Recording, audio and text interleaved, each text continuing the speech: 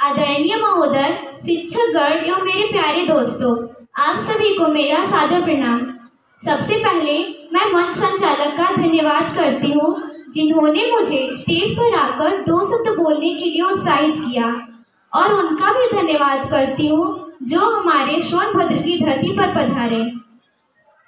आप लोग कहते हैं अपना भारत बहुत आगे बढ़ गया है, बहुत तरक्की कर ली है, पर क्या लोगों की सोच ने तरक्की की?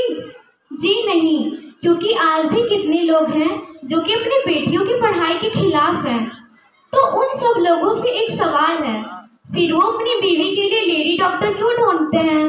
है कोई जवाब? औरत की लंबी जुबान के लिए तो हर कोई शिकायत करता है, फिर कोई गूंगी लड़की से शादी करने के लिए तैयार क्यों नहीं होता? है कोई जवाब आपके पास? आज भी बहुत से लोग हैं जो कि 21 साल तक TV, sofa, bread, fridge, washing machine नहीं खरीदते। आपको पता है क्यों?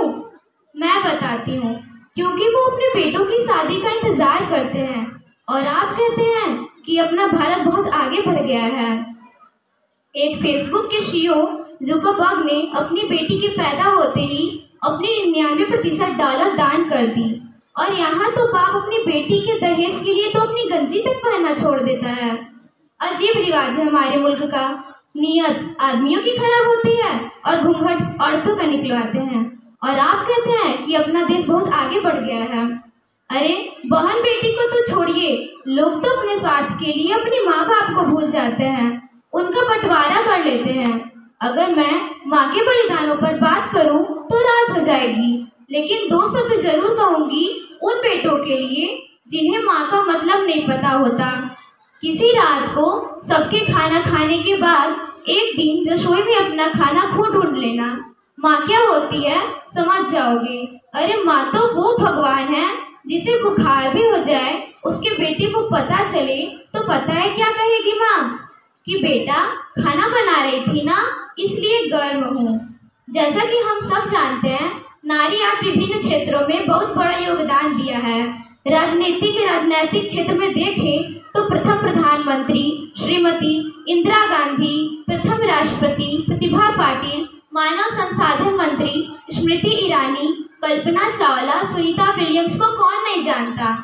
इन महिलाओं ने संघर्ष किया और इतिहास रचकर दिखा दिया। आज की बेटियां सांसद, स्पीकर, मुख्यमंत्री, मंत्री, प्रधानमंत्री, IAS, PCS, डॉक्टर, कलेक्टर बन रही हैं, हवाई जहाज उड़ा रही हैं, ट्रेन चला रही हैं, और आप लोग कहते हैं कि बेटियां बोझ होती हैं। हमारी सोसाइटी में बेटी बचाओ बेटी पढ़ाओ का नारा देने की नौबत क्यों आई? ये सवाल अपने आप से नहीं पूछेंगे आप? हमारे पेरेंट्स कर्जा उठाते हैं तो बेटों की पढ़ाई के लिए और बेटियों की विदाई के लिए। हमारी सोसाइटी में आज्ञाकारी जो एक सबसे बड़ा टाइटल है जो एक औरत को मिलता है। एक लड़की अपनी जिंदगी में कैसे रहना चाहती है, क्या करना चाहती है, उसके लिए उसे किसी की आदमी की जरूरत नहीं लेने की जरूरत होनी चाहिए। उस दिन जेंडर इक्वालिटी होगी। मेरी पहचान मैं हूँ। अब हमें पुराने रीति रिवाजों को तोड़कर आगे बढ़ना होगा और कुछ ऐसा कर गुजरना होगा कि हर माँ बाप ये कहे कि मुझे अपनी बेटी पर गर्व है और अगले जन्म में मुझे बेटी ही चाहिए।